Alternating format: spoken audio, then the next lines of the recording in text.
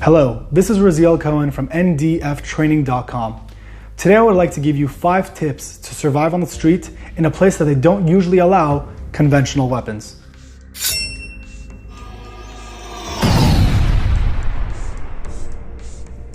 Tip number 1, and the most important thing you need to know, is about situational awareness. Situational awareness does 2 things. Firstly, if you are, God forbid, being targeted, you are more likely to see the threat coming than other people who are not being aware of their surroundings. The second thing is that most people who are situationally aware are oftentimes less targeted to begin with. The reason why is because oftentimes people who are trying to victimize other people will look for easy targets who might not be able to identify them after the attack.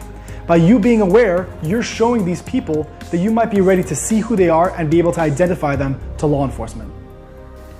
Tip number 2 is very simple. Walk with confidence. Walk with a good posture. By doing this, you're making yourself look less vulnerable than other individuals. Something as simple as the way you walk and stand could make the difference about whether you're being targeted or not. Tip number 3, get pepper spray. People very often underestimate the power of pepper spray. Obviously, you need to check your local laws to make sure it's legal in your area, but it's something that's very vital to have in a self-defense encounter. There are 2 types of pepper spray you need to be aware of. One is called stream. The other is called fog. Stream is very beneficial during winter months when there could be high amounts of wind. Stream sends a direct line of pepper spray to an attacker's face in a very thin line. The benefit of this is that there's less likely going to be blowback of pepper spray back into your face. The downside to stream is that it's a little bit harder to aim. Then there is fog. Fog is very beneficial because it sends a huge burst of pepper spray towards an attacker and it doesn't require as much aiming.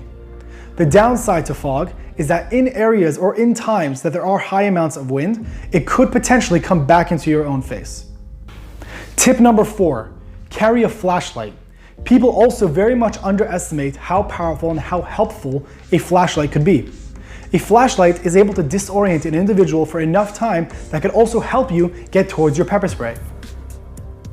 The second benefit to having a flashlight is that it adds to your situational awareness at night.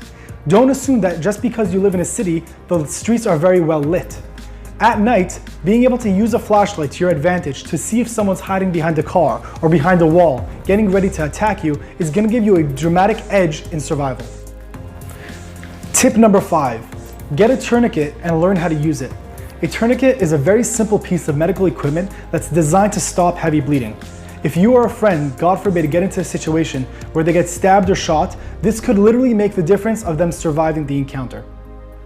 These were just 5 tips of different things you're able to do to survive on the streets.